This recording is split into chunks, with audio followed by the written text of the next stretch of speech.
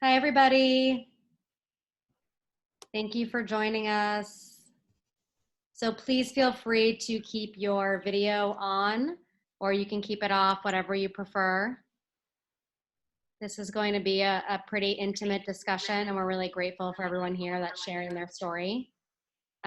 Please all keep yourself on mute so we can keep a good audio level going here. We have a really good group joining us tonight. I'll just wait a few minutes for everyone to join us. Okay. And I want to encourage this to be a very active conversation. So I would love for everyone with questions to share them in the chat.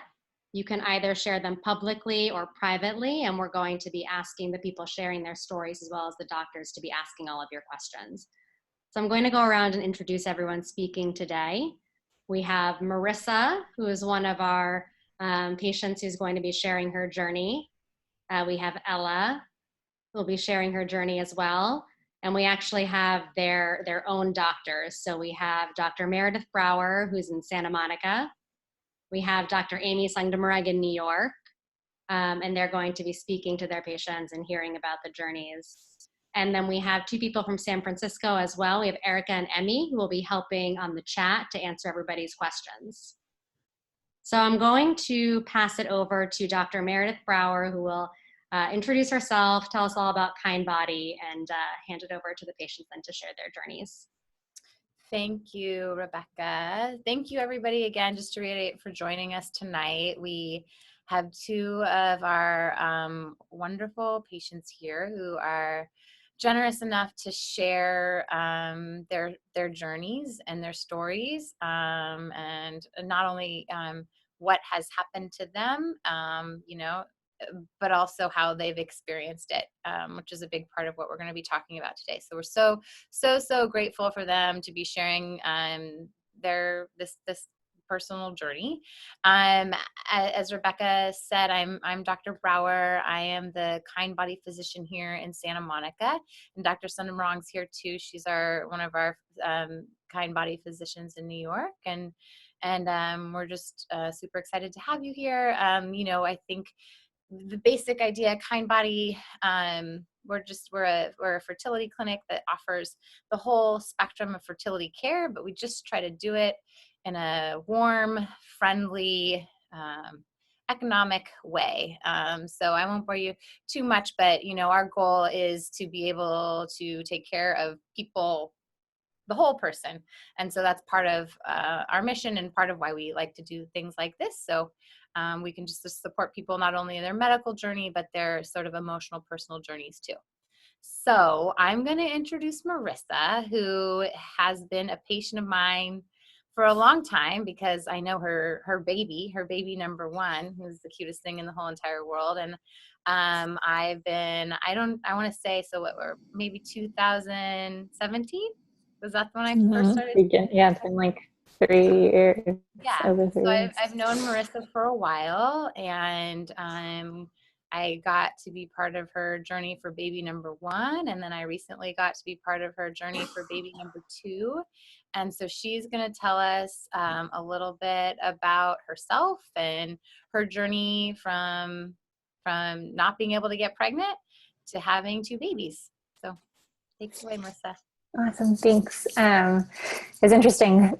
First of all, hello everyone. Thanks for joining. And it was interesting trying to write down my journey because I spent many years trying to get pregnant, and it's kind of hard to summate that in such a short amount of space. But what I think stands out to me the most is all of the emotions that went into it over the years. And so I kind of wanted to take you through that.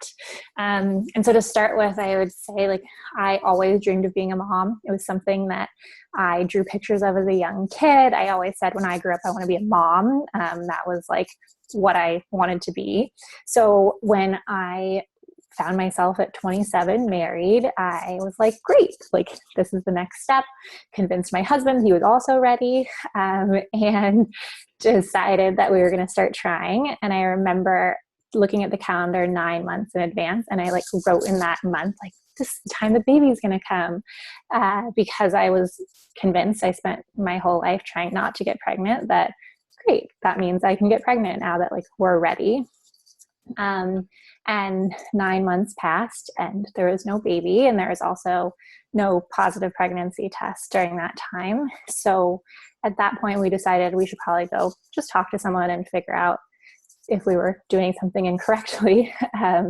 And when we went to the doctor, we did a lot of tests and everything came back. It wasn't It me. wasn't you. No, it was not you. It was someone that we didn't end up staying with. We went to someone, and I remember the first thing she said was like, "Oh, you're so young, so like you should be able to get pregnant," was kind of like what it was inferring. And then when the test came back all normal, she's like, "You should be able to get pregnant." And I remember that those two words, like normal and so young, were really hard, because every time when I would get my period, like didn't feel like either of those were valid. It was every month I remember would be going into a depression. I would come down on all of the high of the hope and the wishing, and have to like pull myself out of this sadness again to start trying, because I kept thinking, if I have enough hope, then maybe it will happen next month. And again, it didn't happen. And so over the years, we did a few IUIs, and we ended up seeing another different doctor, also not Dr. Brower. And at that point, I knew it had been 3 years since we originally started trying, and I decided I needed a break from it all.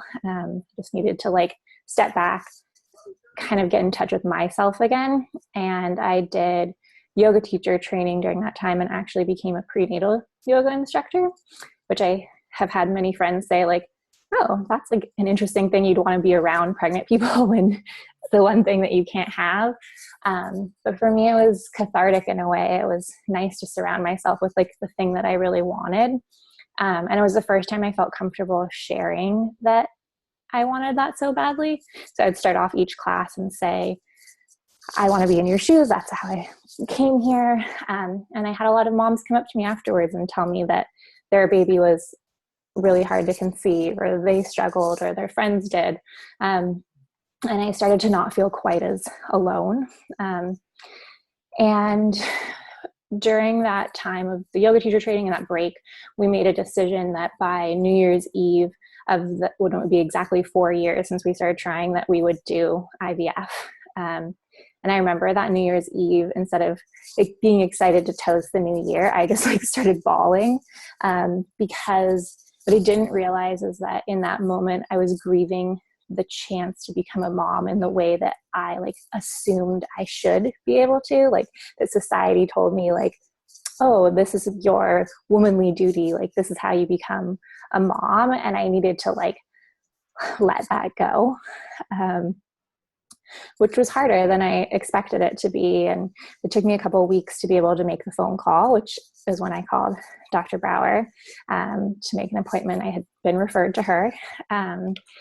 And I remember showing up to that appointment, and for the first time being heard by a doctor. I was asked questions instead of told things, and I was asked what we wanted to do. And it felt really nice to have that bond, and it finally felt right. And so we knew at that point we wanted to do IVF, but we knew we found the person to do it with. So we decided to go ahead with IVF and did our retrieval, and then had our transfer a few months after. And I remember like being so clear, like, this is it. We waited over 4 years to get here. We paid all this money. Like this is it. We deserve it. And when we got the test results, I had a biochemical pregnancy, which Dr. Brower, I don't know if you want to. Yeah. So a biochemical pregnancy is this, what happens is that there's some degree of implantation of the embryo. So just to take a step back, when Marissa did her IVF cycle, we made embryos. So we stimulated her ovaries, we made we got the eggs, we put them together with the sperm. She made a bunch of embryos. We decided not to genetically test the embryos because she was so young. She froze them, and then we let her body cool down. If you recall, I think we even let you kind of rest a whole month, which you didn't want to do. But of course, right, because fertility is the ultimate, you know, it just every month feels like an eternity. So I believe you even took an extra month after the retrieval to let your body just, you know, get back to normal. And then when we transferred the embryo, it stuck to some degree, but what happens is the levels are positive, but then they quickly fall. And there isn't even anything to see on ultrasound. It's usually within a week or two that we can sort of say, hey, you know, this didn't work. And so obviously that's and it's crushing, right? After like you said, you've gone through all this and you just kind of hope, but you just assume it's going to work, right? Because why wouldn't you? And so that's what it was. And then I'll let you finish. So then you got a period, probably after. Yeah, I think pretty quickly. But in that time, I knew that I couldn't like move forward. I know that my husband was like, come on, let's do it again. But I fell into like a full depression after that, actually. Like it was that was my darkest time during my entire journey. And what I had realized in all of those months, had been over 4 years at that point, that I had never admitted to myself that there was a chance that I might not be a mom. And it was like the first time I allowed that to sink in, that it was possible that I would never carry a baby. And that was crushing. It really took me down to a place that I hadn't been before. And at that point, my husband told me I needed to go talk to someone because he had supported me in so many ways, but he couldn't at that time. And I did. I got a therapist, and she was horrible, but it did get me talking. And I think that's what I needed. And as I started talking, I actually decided to share. It was my 31st birthday. So if you remember, this journey started at 27, and I blew out my candles on that when I turned 31. And I realized it was the 5th year in a row that I wished that this year would be the year that I would become a mom. And so I decided to share that on my social media.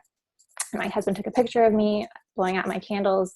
And I was like, you know what? I'm just going to share where I've been. I'm going to post that we did IVF. It didn't work, that it's been 5 birthdays of wishing the same thing. And at that point, I didn't know what the reaction would be, but I just had this flood of calls and texts and emails from friends and acquaintances and strangers that heard what I was saying and were sharing that they were going through it too, or their friends were going through it too, or their neighbor, or whatever it was. And I remember it was the first time I had this like weight off my shoulders, because I had felt so alone and in my own little boat this whole time. And I realized, I was like, there's actually all these people in this boat together. We just don't realize it. And we can all like help each other through. And that was like, I think that for me, that was one of the biggest spaces that I found during this time of just being able to breathe. And so a couple months later, I was like, felt ready again to try. And I was just kind of open continually about what I was happening. And I randomly I happened to call, I had like this urge to call Dr. Brower and like, you need to start hormones tonight. And it kind of just went from there. It kind of didn't feel in my hands, which in a way I think I needed. And I was pregnant with twins actually, about 2 weeks after that, which felt like, oh my gosh, all of our dreams finally came true. This is it. And I had finally that positive pregnancy test, which I had really waited for. But what I didn't realize is that doesn't always necessarily mean that's the end of the journey. And at 9 weeks pregnant, we lost my daughter's twin. And I remember that it felt like all of that like hope that I'd built up and that excitement like came crashing down again, and that this like maybe wouldn't happen. And I started to think about all the negative things that had happened along the 4.5 years that led up to that point. And I kept assuming that another thing would. And by 20 weeks pregnant, I was like convinced that I was going to lose my daughter. And I remember sharing that with my husband and being really open. And he talked to me and was like, "We need to change the way you're thinking because she's here. She's going to be coming." And so I started to take every negative thought and turn it into, she's going to be here. I get to hold her in my arms and she's healthy and strong. And I would have to change it like 100 times a day because that's how much like negative self-talk had happened for so long, that I finally started to believe it. And it was interesting though, in my labor, I had a really long labor, and I looked at my midwife and I said, "Do I really get to keep her?" And she like smiled and like kind of got teary-eyed. And it was like the first realization that I like actually got to have a baby at the end of this. And that was like the moment I knew that I got to be a mom. And I'm going to get emotional about it, but I did get to hold her after that, and she'll actually be 2 next week, which is amazing. And I guess for me, like during my journey, the biggest thing was like sharing was how I doing this, talking about my story has helped me to help others and also help myself. And so when I decided when we would do this again, that I would share my story. So I started a blog called IVF WTF because I found a lot of like what the F moments during my time. And so as I started the journey for baby number 2, I blogged about the whole experience. And now we're expecting our second daughter in October. And I don't know, guess like the end of all of that is that it's crazy because I look back on all of that and like can't imagine having to start that over again tomorrow and like doing it again. But at the same time, I'm really grateful for that journey because I wasn't ready to be the mom when I thought that I was ready to go. I needed to grow and become this stronger woman that I never imagined was inside of me. And that's the mom that I am today. And so in a way, I'm grateful for my story because it's what I needed for me. That was great. Thank you so much, Marissa. I just want to point out a couple of things that, you know, when I hear you speak, I hear you have so much insight already. So like you're talking about a couple themes that I see all the time in people, but you're on the other side projecting some insight into those as well. So I just want to kind of lay out what those are, and then Ella can comment on I imagine she probably has felt some of the similar things, and one of them is the sense of isolation, right? So it took you 3 years. It took you to posting on your birthday to realize you were even isolated, right? So, but that is something very, very common that patients who are struggling with infertility deal with for multiple reasons. It happens at a time where it feels like everybody else is pregnant, right? It happens when you're at a reproductive age where a lot of people are getting pregnant, and there's just not a lot of sharing about this experience in the way that you're sharing about it now. People feel ashamed and you kind of just assume you're the only person experiencing it. So I think that feeling of isolation is like, it's almost universal to fertility patients. You know, I remember I had a patient a long time ago who had breast cancer. She's a breast cancer survivor. And she told me that she felt like her emotional experience of dealing with infertility was harder than her experience with dealing with breast cancer, because when she had breast cancer, it was like everybody marched for her and raised money for her and wore pink for her, and there was like so much support around it. And infertility, most people are struggling in isolation. I was just thinking, we'll let Ella sort of comment on that too, but I think that that's a really common thing that people experience. And then I think that that expectation for something negative is also, you already going into it had a technique, right? So you took when you were pregnant, you were kind of expecting something negative. You already, whoever helped you sort of develop a technique. You already had a technique for identifying a negative thought and trying to turn it into a positive. Most of us don't. And that feeling like you've already had so much negative, you get so much negative feedback, so many negative pregnancy tests. Like there can be so many bad things that can happen on a fertility journey, like, negative pregnancy tests, failed embryo transfers, biochemical pregnancies, miscarriages, ectopic pregnancies. Ella will tell us about her experience with an ectopic pregnancy. And so there's so much negativity that's conditioned that I think it's also really common to just feel like you're just waiting for the other shoe to drop, even like all the time, like beyond the first trimester, beyond the second trimester, you're kind of just like waiting for that next negative thing to happen. And I think that's something that people don't recognize and sort of acknowledge the way that you do. But I think that that's also something extremely, extremely, extremely common. So anyway, there's just two little things that I recognize. So that was so wonderful. Thank you. And we're going to get back. We're going to ask you some more questions in a minute, but I think we'll take a second. We'll have Dr. Amy introduce herself, and then Ella is going to tell us a little bit about where she's been, and then we'll ask you both some questions, and people who are watching have questions too. Very good. Thanks, Meredith. And thank you so much, Marissa, for sharing your story. It was so beautiful and heartbreaking at the same time. And we're so happy for you that you've gotten to the other side. But I echo, Meredith, your, the isolation that is so common. And I think one of the hardest parts of thinking about pregnancy and not being able to achieve it. And as you said, Marissa, in the way that you had imagined. And I think that's such an important piece to acknowledge for everyone, that we all come to the table of building a family or thinking about fertility with thoughts that we've had for our entire lives sometimes. And sometimes we don't know that we had them. Sometimes we realize that later, that expectations that we put on ourselves or things that we had hoped for, when they don't come to fruition in the order that we hope that they would, that is also something that we mourn, along with just not having the pregnancy or the child at that moment. And I think that's another really important piece to think about.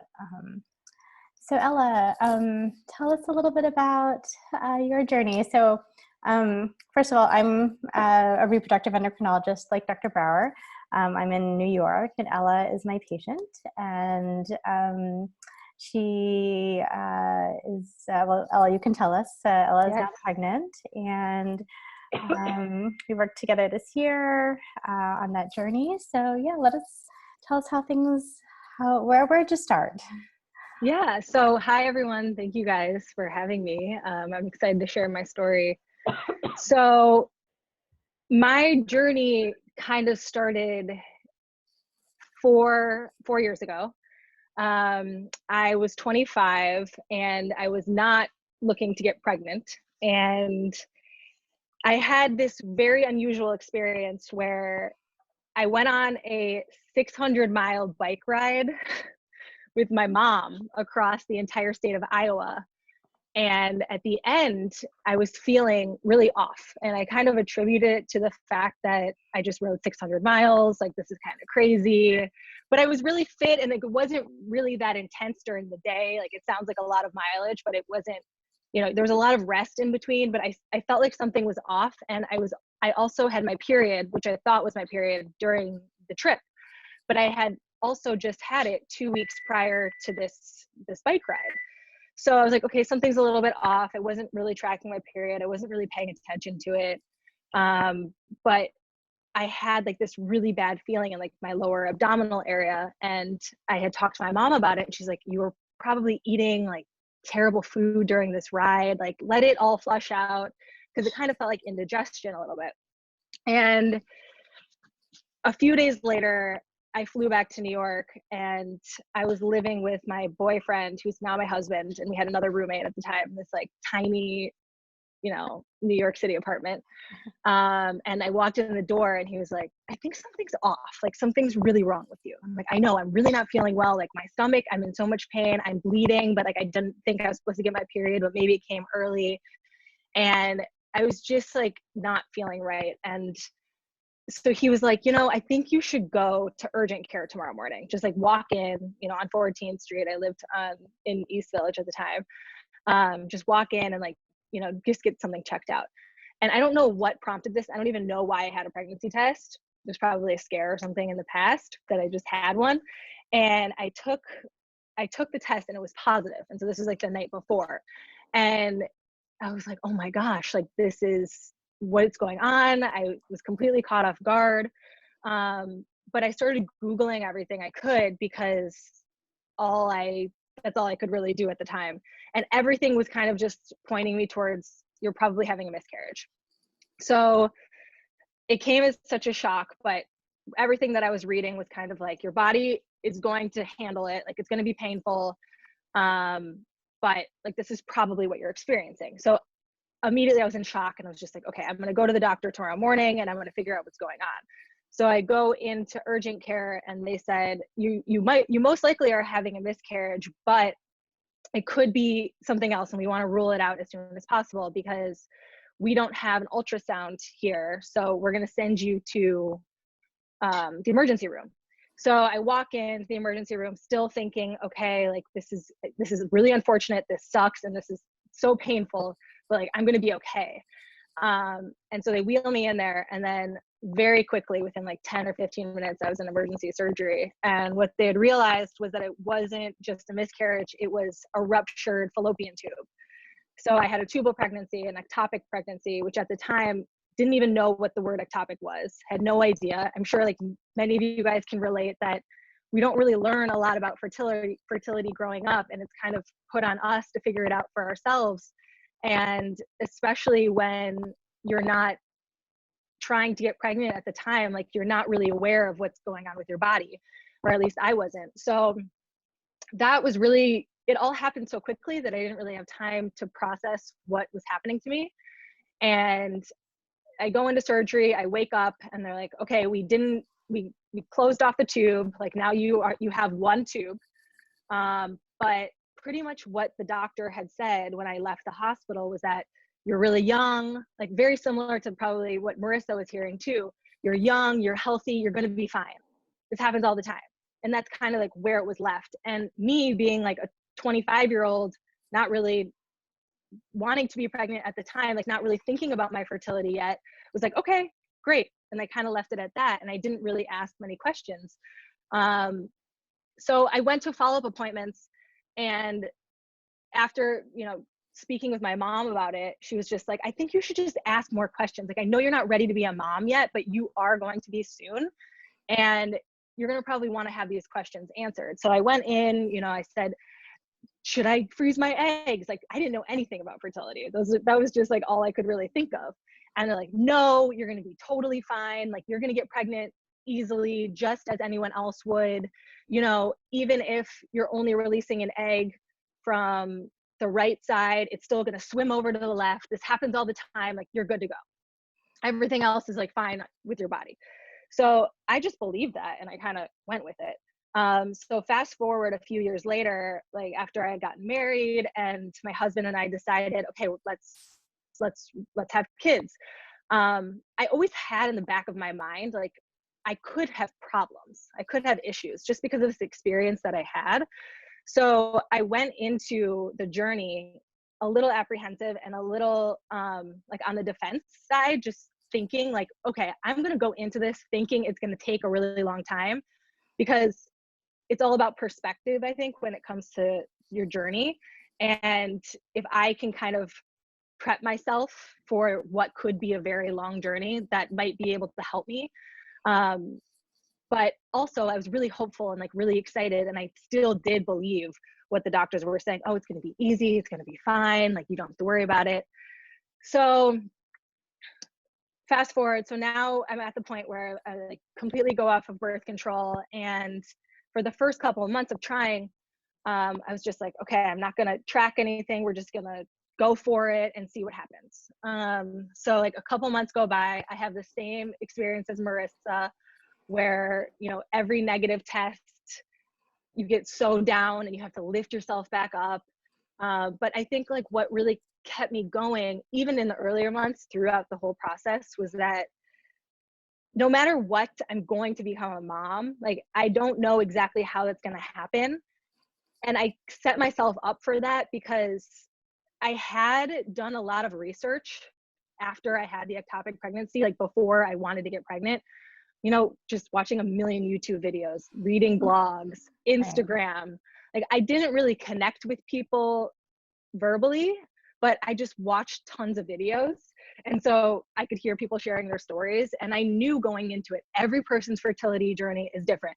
Even though I'd watch videos of people who had the exact same situation happen to them, losing a tube, it's a different outcome for everyone.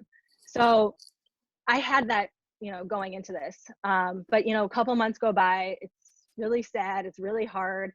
But I still was like, okay, you know, like I'm gonna keep going for an entire year, and then that's when I'm gonna go look, you know, for help. So I think after about 6 months of trying, then I got really serious, and I downloaded like every single app you can.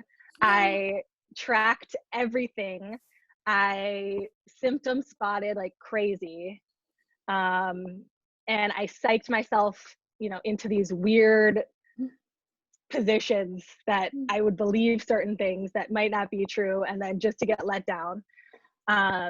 And my husband was really helpful throughout it. I didn't really share my journey with a lot of people, not because I was private about it. I shared a lot about the ectopic pregnancy before I even went into trying to get pregnant, just because of knowledge and wanting others to know that this is a thing that happens. And if I could have caught it earlier on, you know, it might have saved something. I'm not going to regret what happened to me. Like, it's part of my journey and I'm going to embrace it. But if someone else might understand the symptoms or be able to spot it earlier on, like, I could help save someone else. So that was part of the reason that I started sharing the original ectopic pregnancy story. But then I kind of kept like the fertility journey to myself a little bit. I had one of my best friends, she actually might be on this chat right now. I spoke with her a lot about it because she's just like a very non-judgmental, someone you can just talk to about your experience, like without really any feedback. And I think that was really helpful for me, just to get it out without someone that's going to be, you know, nagging you. Like my mom, I didn't really share anything with either. I just wanted to go for it because I knew she's not the person that would be asking me like, how's the journey going? What's going on? Like, how are your appointments? But just because I knew that she would know, that put stress on me. So I really just shared it with like a few select people, got crazy with the tracking. And then after about a year, or maybe a little bit over a year, I was like, okay, what's the next step here? Like, this isn't working. Let's find help. And that's when I found Kindbody, which was the best thing ever. I wasn't referred to you guys. I think it was just through, I was probably getting a lot of ads, first of all, and seeing the like amazing space. I have a company that's in interior design, so like I really respect the interior design of Kindbody, and I was just like, this seems like a really nice place to just go in and like go through something really challenging, which it turned out to be, which was amazing. So I got referred to Kindbody, and I started that journey in October. And so when I first came in, we did our consultation, and my experience was amazing. And same thing as Marissa, where everything was just explained to me. I did not feel like I didn't know. I mean, I went in there and I knew some things just based off of research, but you really just explained all of the options and exactly what is going to happen. That really made me feel really comfortable. And there was a level of education that was also amazing, because not only did you say, this is what you're going to do and this is what's happening, but you explain like why, and with like drawings. I remember specifically, you're like, here's a tube, here's an ovary, a tube, and exactly like breakdown of exactly what that is. And I'm a person that loves research and loves information. So that was amazing. That was so helpful. And then, you know, from there, we went through all the testing, and I think what came up was just like, there's nothing screaming infertility, right? Yeah. Everything else looked great. Absolutely. Yeah. And everything looked great. My husband had some like minor sperm issues. Yeah. But I think it was that combined, I think what you had said, correct me if I'm wrong, was that the small issue with me not having one tube and then him having some sperm issues, like together, that could be causing why you're not getting pregnant. Okay. Exactly. A little bit of this and a little bit of that, and then a little bit of more difficulty. Exactly. Right. It was like a little this, little that. Can't really pinpoint exactly. You might be able to get pregnant on your own. Right. We don't know. It could be time. It could not be. Like, there was just a lot of questions and a lot of unknowns. Yeah. And I think that is also part of the hard part of infertility. Absolutely. And basically, I think one of the things I think that's really important to kind of highlight is the fear of not knowing or not understanding, and then mixed with the disappointment of why it's not happening is devastating. You know, every month, you know, you were trying to look for information, you were trying to track anything you could about your body, and certainly sometimes those things are helpful, but in kind of that black void of, you know, what's going on, I think that makes it even harder. And having information is so empowering, just as you said. It feels so helpful to know, you know, what to do, you know, what might or might not be happening. Even if we can't see what isn't happening, at least we know, you know, what is okay. And just that kind of separation between not knowing and knowing, I think, is so helpful in general. And, you know, I also echo, I think it's also a common sentiment that, you know, we don't learn very much at all about our reproductive potential, anything that could happen.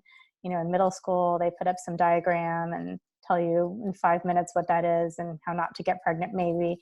And then that's really it. You know, we have to gain that information somehow, but until we're really looking at our own fertility, you know, things can happen that we really don't understand fully until later. So I think that's also, you know, something that others have, you know, experienced, and is good to realize.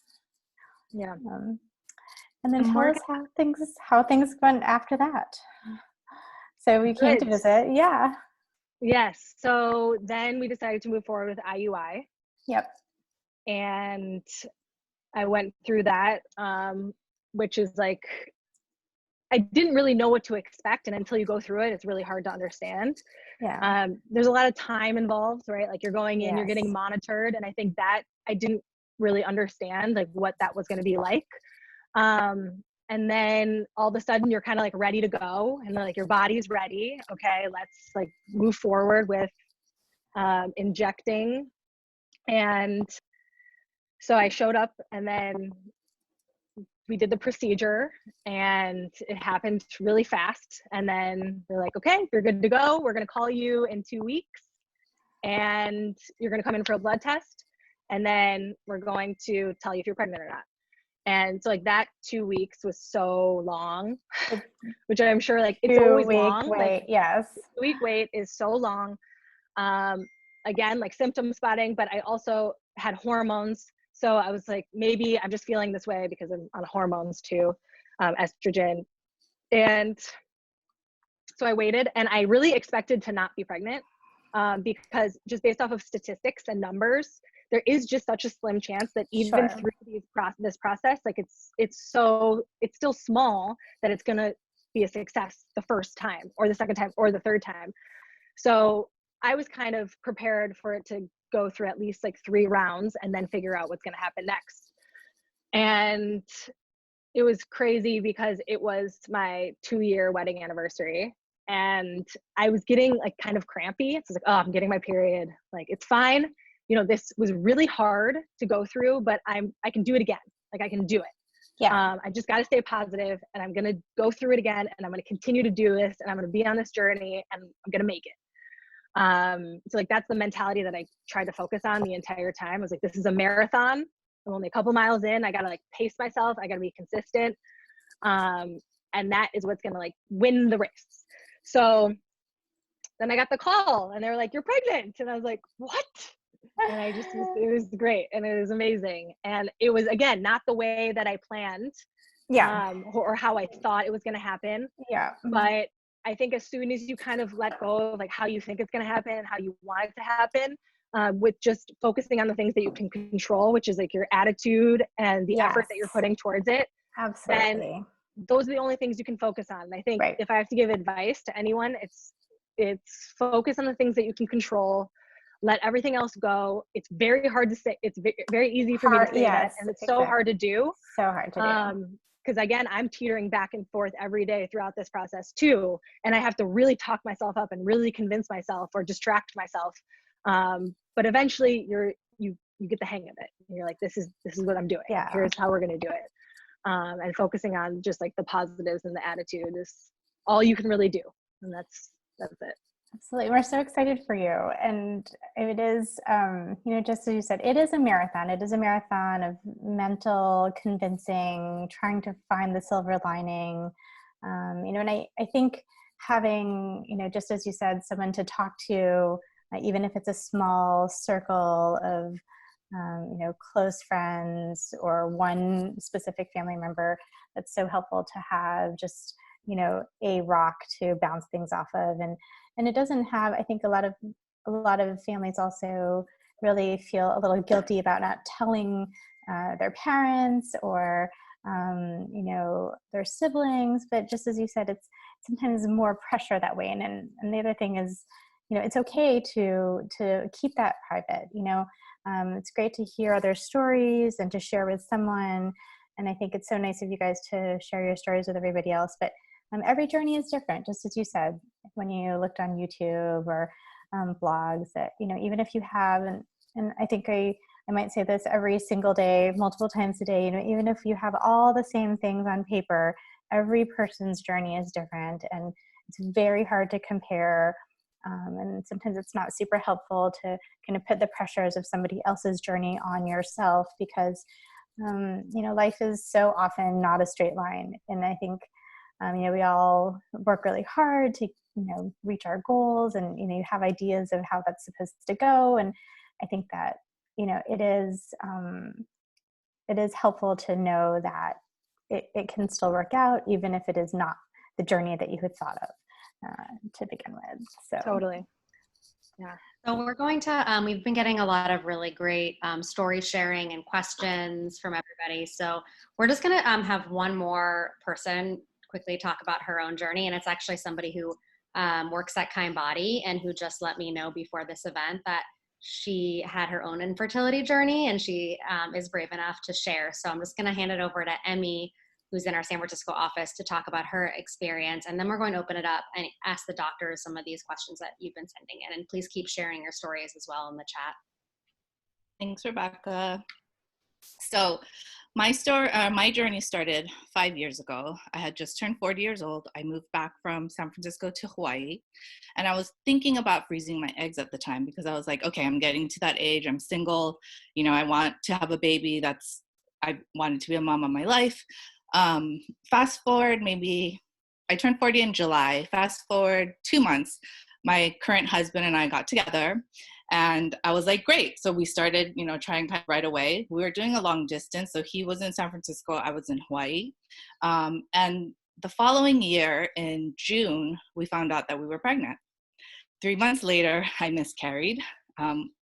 Literally like 3 days after we told our entire family. We miscarried, and ever since then, we kept tried for about 3 or 4 months, still couldn't get pregnant. And so we decided, okay, let's move on and, go through fertility.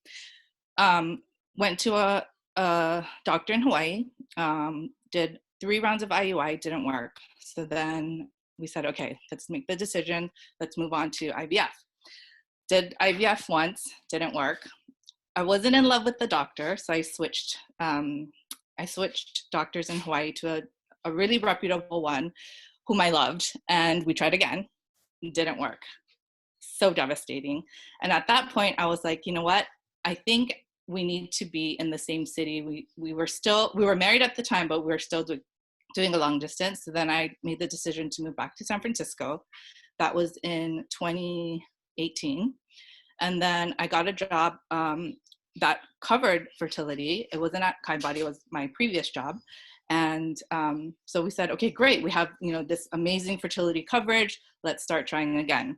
Found a doctor, went for, all the testing, but then I had to have surgery because I had some fibroids. Oh, no, actually, sorry. We did one round of IVF with our new doctor here in San Francisco. It didn't work. Then that doctor said, okay, you have about 5 kind of big fibroids, so let's remove that. So we did that surgery last June. I had to wait about 3 months to heal, make sure that there was no scar tissue. And then we decided to try again. And then we were, in the process, this was about September, October, then my dad passed away suddenly. So at that point, my husband and I were like, should we even go for it? It's so stressful. I was so stressed, going back and forth between here and Hawaii, trying to, just, do all the things from my dad's affairs and stuff. And I was like, I don't know. I don't think I can go through with that. It's just too stressful. But then I had already started my medication. The medication's a little, can get a little expensive. So I said, you know what, let's just go for it. Let's just do it. Let's see what happens. It was a Sunday afternoon. My husband was leaving for the Philippines that night. I had a doctor's appointment that following Monday where I was going to find out if I was pregnant or not. He didn't want me to go to the doctor's appointment alone because, if it wasn't a positive, he was going to be, even sadder for me. So on that Sunday afternoon, we did a home pregnancy test. And it was positive. And then I took 2 more tests because I was like, are you kidding me? No ways. Like, I didn't believe it. And then the next day I went to the doctor. They confirmed that I was pregnant. I had my interview with Ann Beth, our president of Kindbody. And that afternoon, I had an interview for Kindbody. And I also found Kindbody through Instagram ads.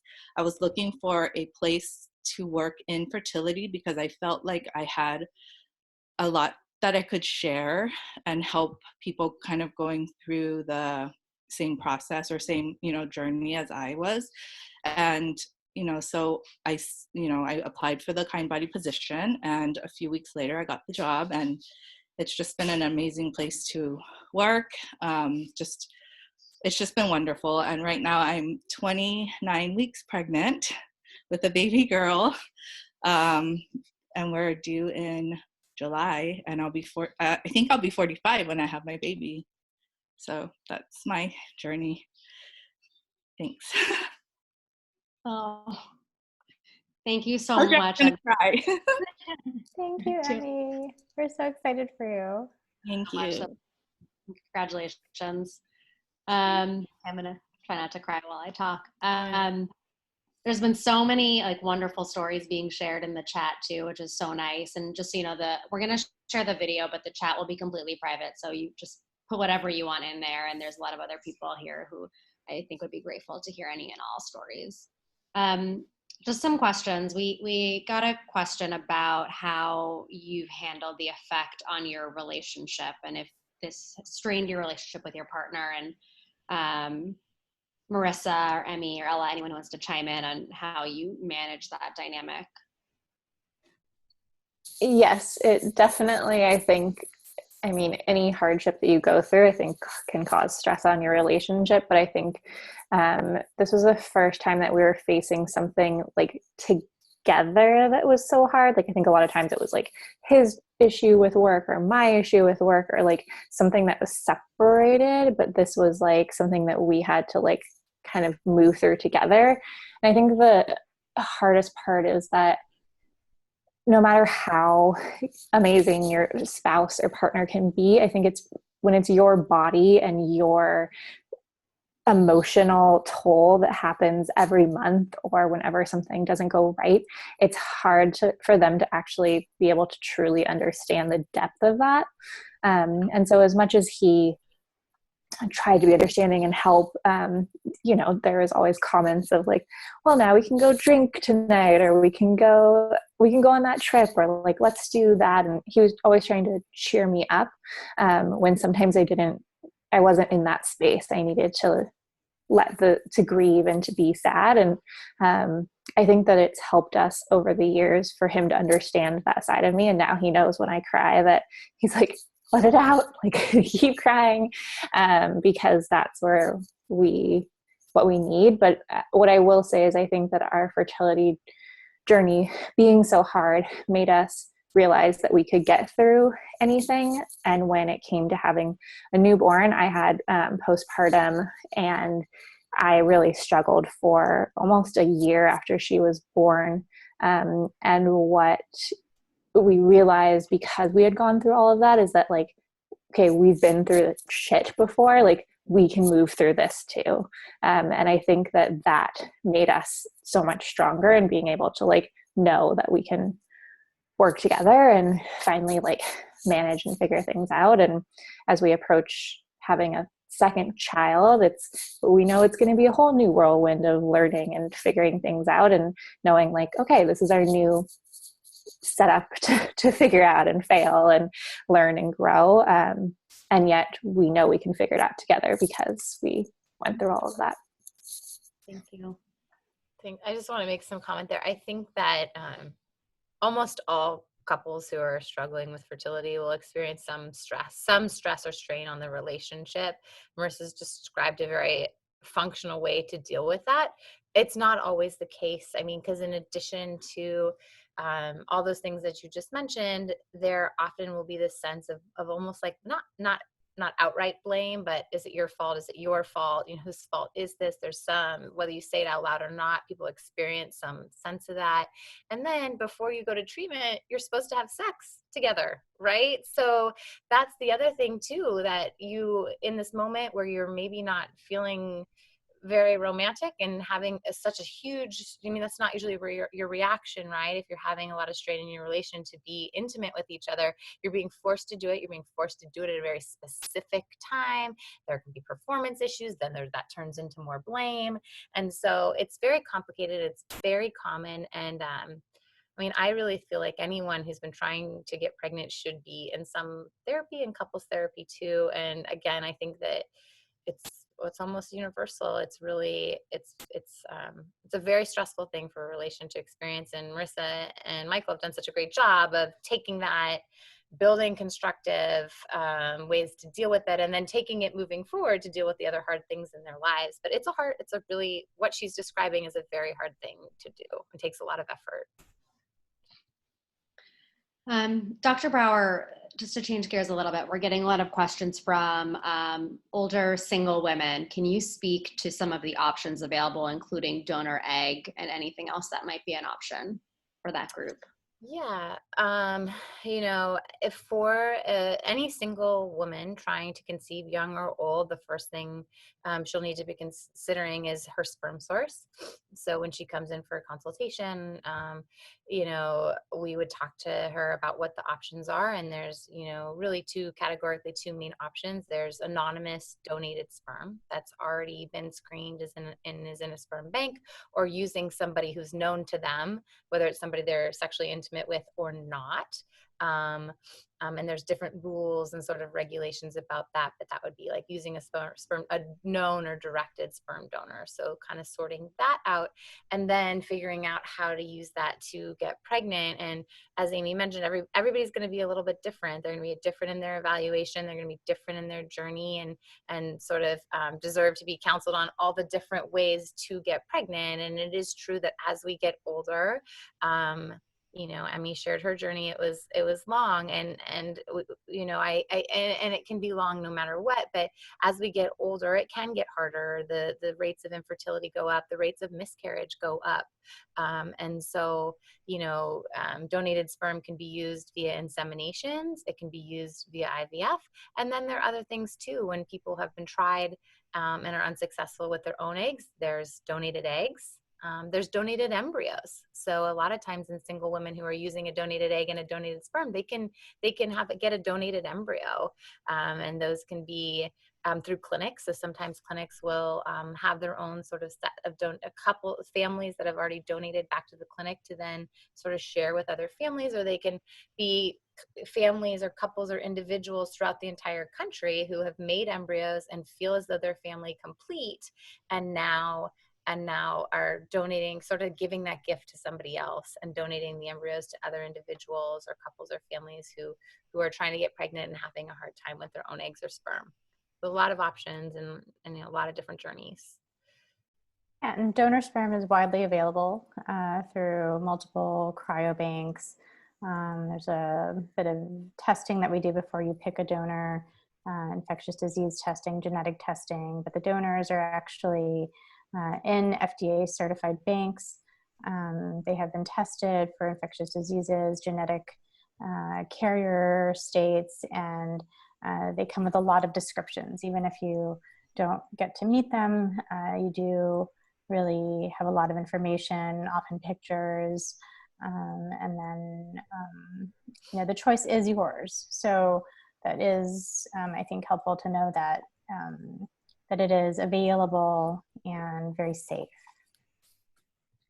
And for either of the doctors, what are some things that you would recommend for someone who is considering going the sperm donor route? What are some things that you suggest that they think about when looking for a donor, or just things to take in mind when deciding if it's the right path for them? I'll let you do that, Amy. Yeah, well, it's as I said before, the FDA actually certifies the laboratories that we use. So it is screened for infectious diseases and genetic diseases. So things that we do when we think about preparing for that choice. One is actually to screen the intended mother. So if a woman is interested, if we're interested in using donor sperm, we'll have you come to the clinic and get a series of blood tests so that you can see if you match with the donor, both genetically, with your blood type, and make sure that there aren't any positive infectious disease tests before we get started. But after that, really, we do often suggest going through what we call third-party or donor counseling to really think about, one's choice. A lot of women will kind of make a list of criteria. I always suggest kind of thinking about things that you would want in a donor, physical characteristics.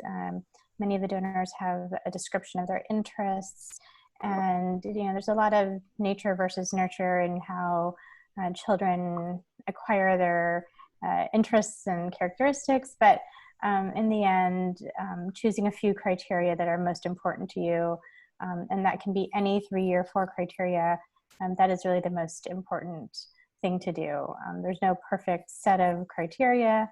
I've had women choose donors based on what sport they played, their physical characteristics, their racial or ethnic background, or none of the above. So it is really an open choice, which is super great, but also sometimes a little overwhelming that there is so much choice.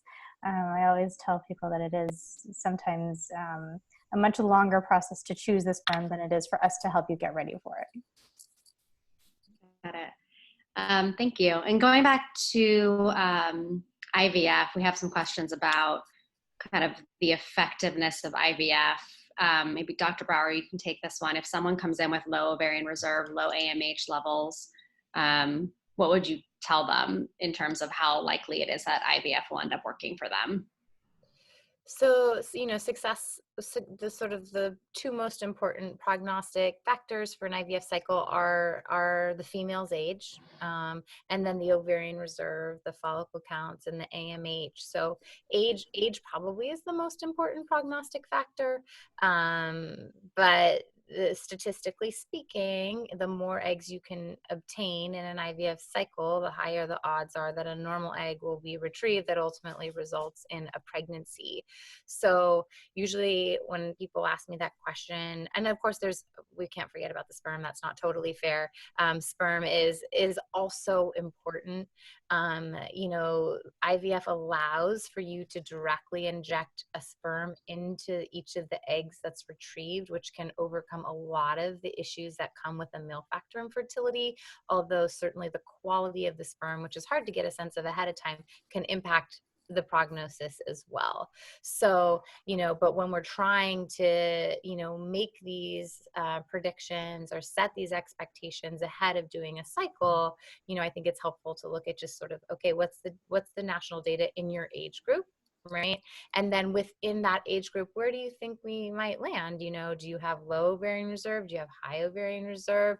Might you, because remember the sort of the data. So if you look in a certain age group and you say, okay, 40% of people in your age group walk away with a baby per IVF cycle. Well, if your ovarian reserve is really low, might you be below that? Possibly. And if you have no history of infertility and you are in a same-sex relationship, might you be above that because you have no proven infertility? Maybe.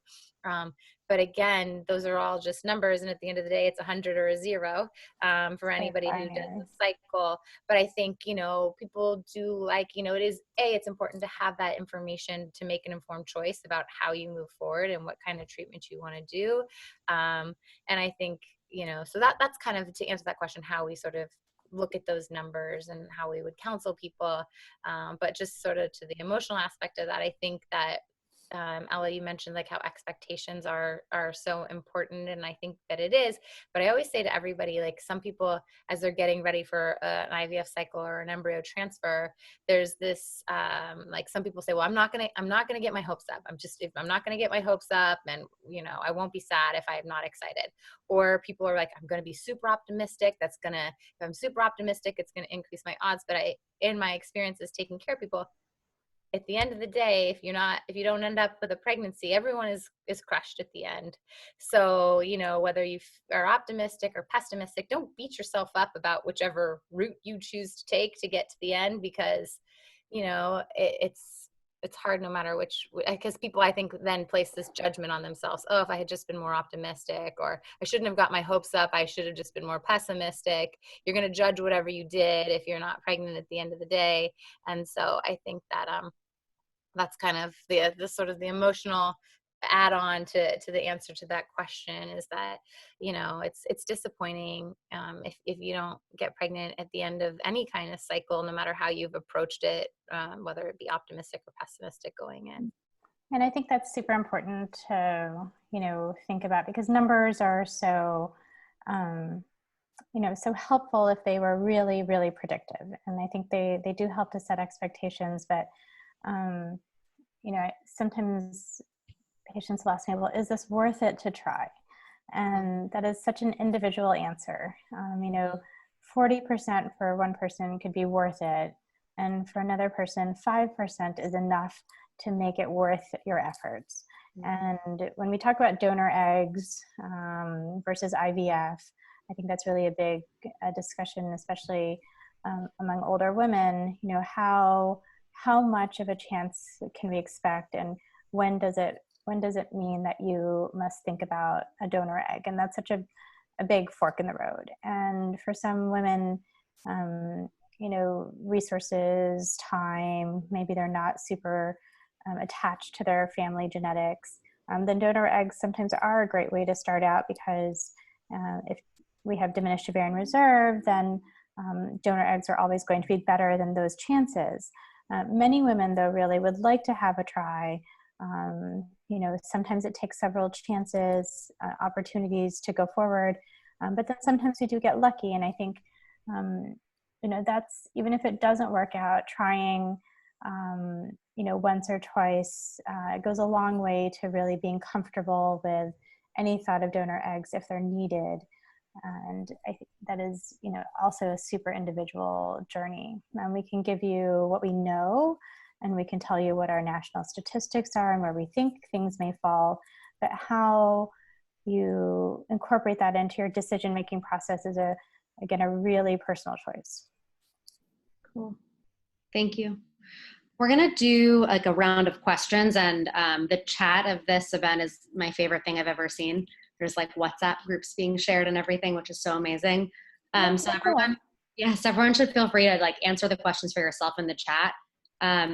First question for the people that shared their story is, what would you say the single hardest thing was for you about your journey and your experience? I guess we can start with Marissa and then go to Ella and I think Dr. Brower really touched on it a bit of like when you have so much failure that continues again and again. I think that we're really designed to see whenever there's something in our future that mimics something in our past, we tend to divert back to that same experience and that's going to happen again. And so I really think that that's the hardest part with this whole thing, and kind of like what Dr. Amy was just sharing of like that percentage or whatever it is that you're seeing. I feel like we can either look at it as like, look, it can be this possibility, or we can be like, oh, actually nothing has worked and this is all that I've seen.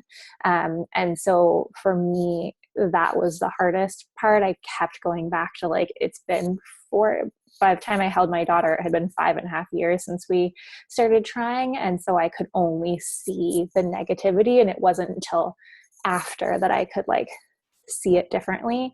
So I would say like that was the hardest part. I don't know if I'm answering this too long, but what I found that was really helpful for me was writing.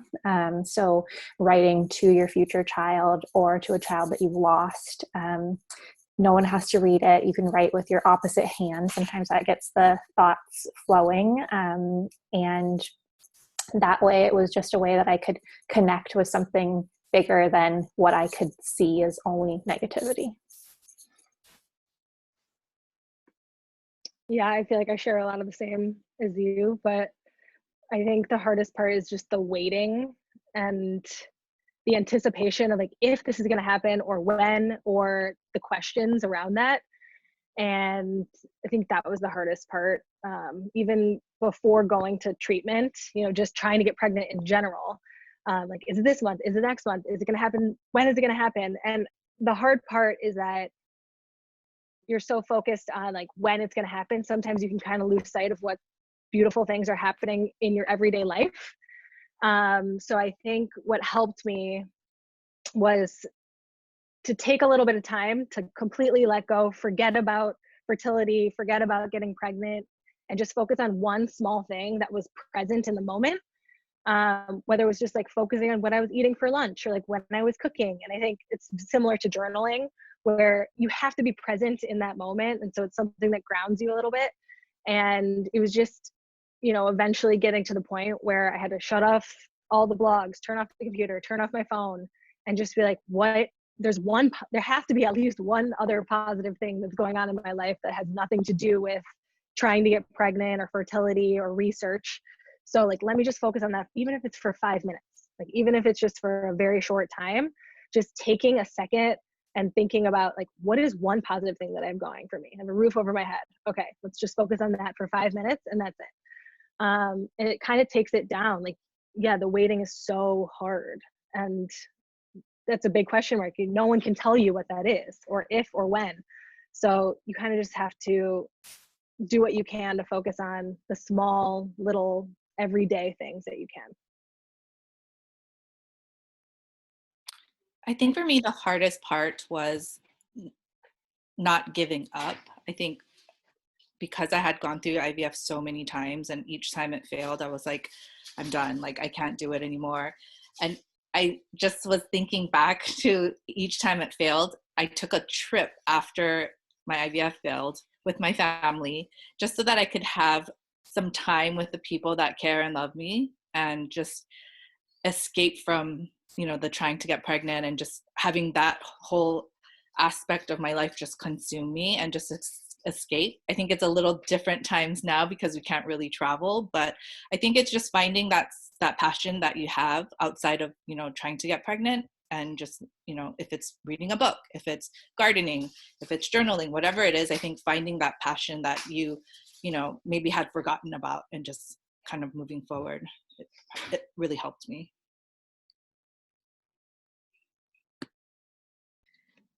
Thank you. Another question I want to ask the group. If there was something that you could go back in time and tell yourself at the beginning of your journey, what would it be? Starting with Marissa again. Okay. I think this one is such a hard thing, because I think if I told myself some of the things that I think now, I'd have been like, F you, during that time, because when you're in it, it's so hard to like see anything else. And like, I think was shared that like we just see, all we hear is like, I got pregnant on the first try, or like, this person's pregnant, and like everyone's pregnant and you're not. And so I think that what I would say is to go back is not only to write, but to also find, like, kind of like what Ella was saying, like, and Emmy, like, find something that is meaningful to you, that's like artistic in a way that takes you out of the thinking. We're so designed to want to control the future. And especially when it comes to like imagining having a child, we're like, it's this not 9 months that you're pregnant and all of these things, and we have to get pregnant by this time. And so I think that for me, it's writing. It could be dancing, drawing, singing, whatever it is, that you don't have to be good at it. It's just like releasing from the mental side of it. What I say when you're in it. And I think though that after the fact, like when you see that light at the end of the tunnel, like looking back, I would say to own your story.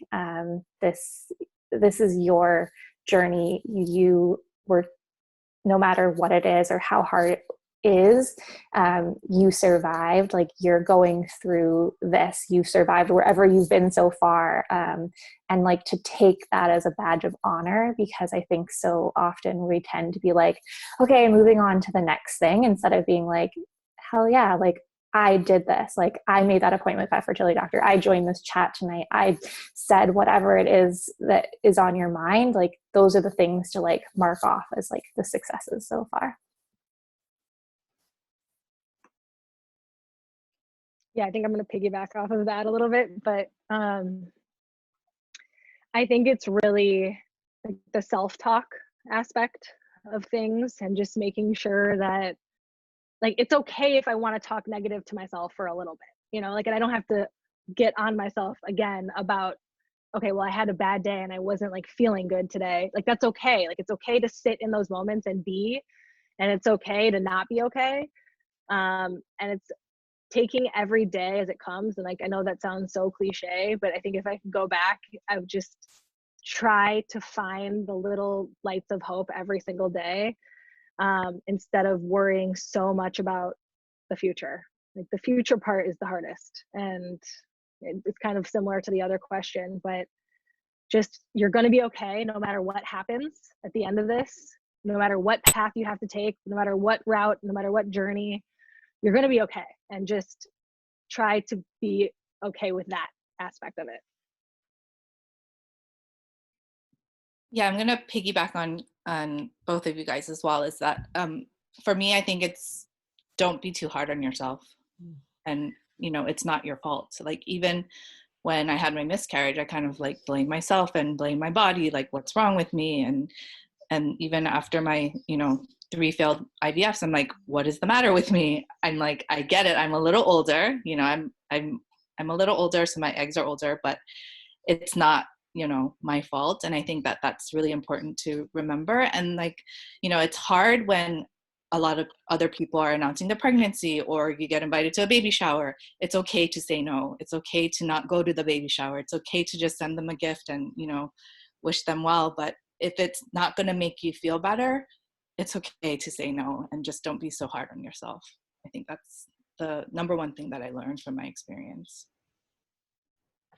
That's awesome, ladies. I think all of that is such Such great advice. And I think kind of just to reiterate like what I'm hearing and have experienced myself too, is that whatever it is that can help you through each day, right? Just like one, I know we say it and it's kind of cliche, just like one day at a time, right? What is it that's going to get you through this day? Is it writing? Is it running? Is it, like taking one day at a time? Is it, really, these are all forms of some kind of mindfulness, right? So if you take a mindfulness course and you learn about the practice of mindfulness, really it's about being present in a moment. And however you execute that, is it with the meditation? Is it with all these things that you guys are talking about?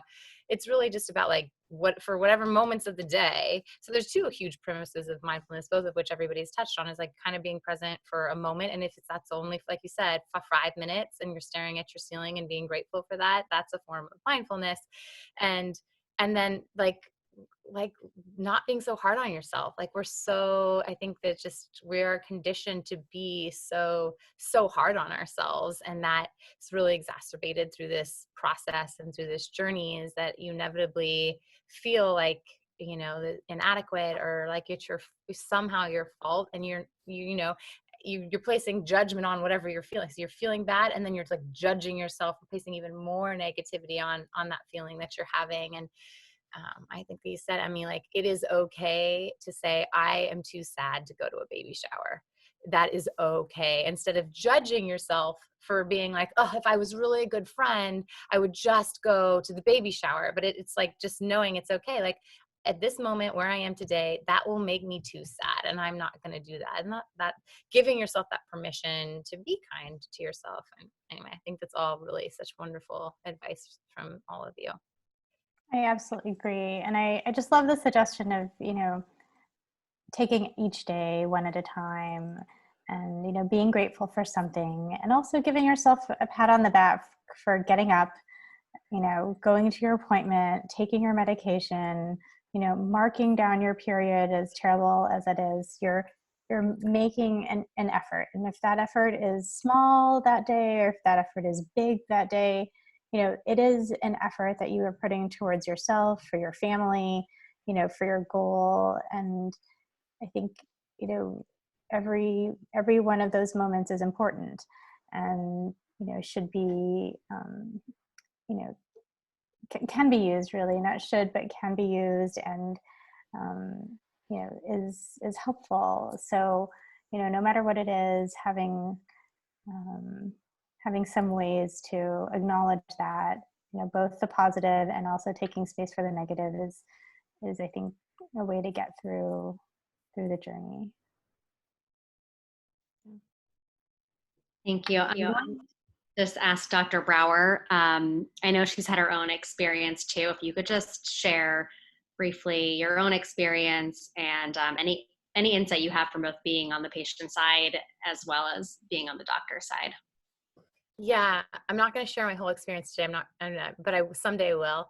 I just I relate to everything that you're saying. Like anybody who's on this, who's experiencing this, I'm certain is connecting to what these women are saying, because so many of these experiences are so universal. And so I do think it's interesting to hear Emmy. I mean, I knew that Emmy, someone had told me that Emmy had conceived. Emmy and I do these group, Emmy and I work together every day remotely, but, no, I didn't know her whole journey. And if you really look at the team of people who are at Kindbody, and I don't know if this is true at other clinics, I would say at least 50% of them, from the very, very top, many of them have had some experience. And I think that the intensity of the experience often will draw, it's like a calling in a way, will be drawn to kind of serve that patient. If you're in healthcare and you've had this experience, just like Emmy has said, people are drawn to care for those people. And I do think I don't access this on a daily level with intention. I don't sit in a room with Marissa and cry, because you can't do that all day long. So you're not, on a personal level, I'm not accessing this emotionally for people, because that would be too much. So, but in a moment like this, you can. And I do think that there's also something to be said, not that anybody's a better doctor or worse doctor for not, but I remember feeling like nobody will ever, the only people who will understand this is somebody who's experienced it themselves. And whatever encouragement I got from other people who hadn't experienced it just kind of fell short in a way, because it's a unique experience. It's a really intense experience. And so I don't know, I just think that this kind of forum to hear, you know, I can just sit and listen, and I relate to everything, so many of the things that everybody's said tonight. So I hope that other people have as well. And I think just like, you know, continuing as a provider, continuing to create these spaces over and over again for people to go to and just hear, all right, someone else gets that. Someone else understands that if you tell me to wait a month, that feels like you're telling me to wait 100 years. Because to the average person, that feels irrational. And, you know, some of these things that you really, I think, unless you've experienced them in the way that these women all have, they're really hard to connect to. So, you know, I think it's just providers, you know, it's just providing a level of compassion, which we're lucky that our small team of physicians, I think, all have that.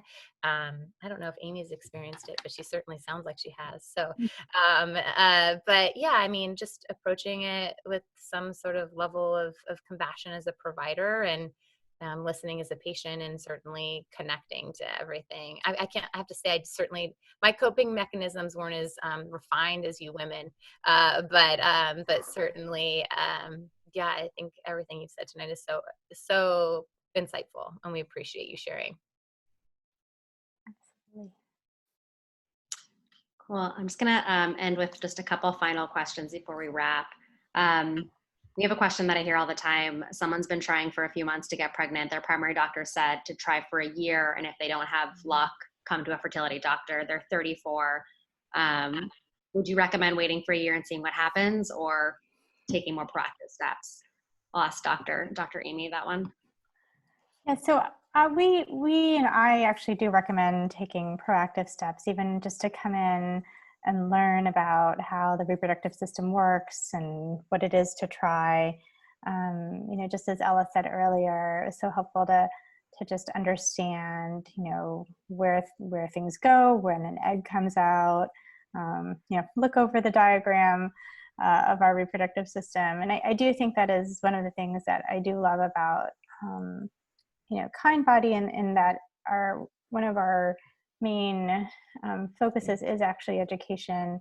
You know, providing a space where anybody can walk in, come sit down with us, ask questions, because, you know, I think we've all learned really that reproductive journeys are not just at the textbook 1 year of trying or 6 months of trying, depending on your age. They really do start, you know, sometimes before we're ready to commit to parenthood in any way that we do it. And knowing, you know, more about our health, more about our reproductive systems, how that fits into our life going forward, our life right now, you know, it's always helpful. Knowledge is so helpful in demystifying, you know, everything about our bodies, basically. So absolutely, I do think, you know, coming in for a chat, even just to begin with, is always a good idea. We're also going to, everyone who's here tonight, we're going to follow up with some like special offers on Kindbody services to thank you for being a part of this discussion. So check your email, you'll get some details on that. I just want to end with a final question of advice that you would give to others going through this journey, and that's open to anyone who shared their story or the doctors.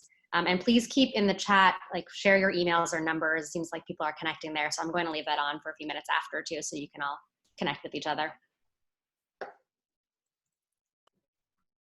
I would say, I mean, starting here where you are now is like such an amazing thing. I wish that I had this when I started my process, because I think that Kindbody and these forums and being able to communicate with other people, like I'm reading the chat and getting teary-eyed because I love that you guys are finding each other. That's something that you can't find anywhere else. Just like Dr. Brower said, like if you haven't gone through this, it's hard to explain to people no matter where you are on that journey. So I think just like keep connecting. It doesn't mean that you have to like post on social media like I did about your story, but like it's okay to maybe tell that friend that you've been afraid to tell who's who got pregnant before you or whatever it is, that like maybe you can't go to their baby shower, or that you're struggling yourself, like being able to be open, and even if it's, you know, in a chat like this, I think just keep doing that. That's really amazing. And then I just wanted to share, when you were talking about like something to do every day, this is called the 5-minute journal. You can like order it on Amazon. It's my favorite thing. It takes less than 5 minutes, but you just say like 3 things that you're grateful for the day, or like 3 things that you want to that would make the day great. And it's just little things. It can be breakfast that you had, this call, whatever it is. Like, it doesn't have to be these big things. I think it's a reminder to bring us back to that right now, instead of always that fear of the future. I think the advice that I have is that you're not alone. And although everyone's journey and story is different, even if you have like a similar experience, it's still unique to you, that you have a community that you can find. And luckily, now that we have like forums and groups and blogs and social media, find support through that, and you're going to make it. Like, you're going to get there, and just know that, and try to stay hopeful, because it is really, really hard, but you're not alone. That's it. Yeah, I totally second that too, because at one point I just felt very alone. Like, I didn't know anyone else that was really going through it. But I shared my story once on Facebook and Instagram, and immediately after I shared my story, people started DMing me, like friends of mine that I didn't even know were having fertility issues or had gone through the process, started DMing me. And so I think just do what makes you feel comfortable. If you feel comfortable sharing, you know, and that makes you feel good, go ahead and do it. If not, then that's totally fine as well. And I think at the end of the day, what I learned from my experience is like, just don't give up. If there's a will, there's a way. You know, it might not be, you might have to go to the donor route, you might have to go the surrogacy route, but there is a way that you can have your baby. So just don't give up. Thank you so much, ladies. I just feel like a kind of the perfect way to end on that is, I think what Emmy said is true, is there are many, many, many different ways to get from point A to point B, and none of them are linear. And maybe you're like Ella and you get pregnant with an IUI, and maybe you're like Marissa and you get pregnant with your own eggs after 1 cycle of IVF, or maybe you're like Emmy and it takes 3 or 4 cycles of IVF to get pregnant, and maybe none of those things work for you. And you are talking about using a donated egg or a donated embryo, or maybe there is something wrong with your uterus and your doctor thinks you require a surrogate. But, you know, there are many different journeys. There's many different ways to get there. And as long as you are willing to, you know, not willing, but if in an individual who's willing to be open to all of these options for family building, if it's a baby you want, it's a baby you'll get. And the question is, will you have the stamina to get there, right? Because if you look in places like England or other countries where IVF is actually completely covered, people don't stop because they've run out of resources. It's free. They stop because they're out of emotional energy. So here in the States, we have 2 things. We have to have the emotional stamina to continue going, and we have to have the financial resources to continue going too, if you don't have, you know, coverage through your employers. So it's not quite so complicated. It's not so simple as that, but there are so many different ways, you know, to building family, and truly, if a baby is a goal, then most times we can get there. Again, if all options are on the table. That's it. Amazing. I'm going to leave this chat open for just a little bit longer for people to share emails, numbers. Someone had a great idea of starting a Slack channel, which I love. So we'd be happy to set that up with you. And we're going to follow up by email with what that channel is and the offers we're going to give you all. So we just want to continue to create these spaces for everyone to come together and share. And thank you for everyone who was brave enough to do so tonight, both on video and in the chat. It was really wonderful to see and read everything. Thank you all for sharing. Thank you. right. Thank you. Everybody. Thanks, guys.